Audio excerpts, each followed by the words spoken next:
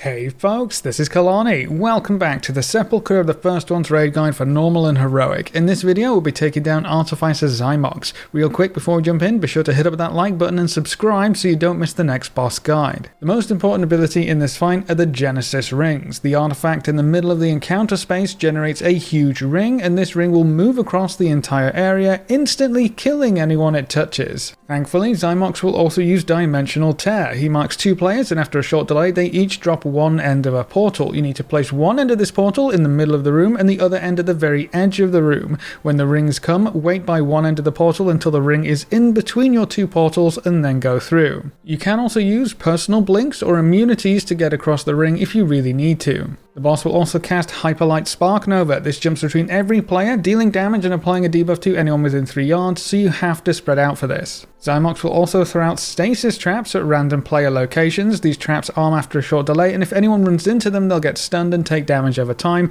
The only way to free them out is to kill the trap. On heroic mode, these traps do not disappear when triggered. They stay for the entire fight, so you'll need to bait them towards the edges of the room to maximize your overall playing space. Throughout the fight, the airships circling above will also bombard the area with big swirls. Just dodge them as best you can. And the last main ability the boss has is Glyph of Relocation. The current tank is marked, dealing damage over 5 seconds. When it expires, it deals raid-wide AoE damage that is reduced the further away the raid is, and then it pulls the entire raid to the tank's location. So the tank needs to run away from the raid and make sure they don't drag players through rings or traps or anything else nasty. The Glyph also leaves a damage debuff on the tank, so you need to tank swap for this mechanic. At 75% health, the boss will get an immunity shield, channel a raid-wide AoE that increases in damage the longer he casts, and he also summons adds. The Xy Acolyte will cast Massive Blast, a huge cone AoE in front of them, so they have to be tanked facing away from the group. They also try to cast Hyperlight Ascension at 100 energy. If they complete this transformation, they AoE your entire raid and turn into an Archon. You have to kill them before this happens, or you will wipe, so focus them down quickly. Xy Spellslingers are just annoying. You can interrupt their casts and group them up, but focus on the Acolytes first. When all of the adds are killed, you go back into phase 1 until 50% when he summons adds again and does the whole shebang. After that add phase, it should be a burn down to 0%.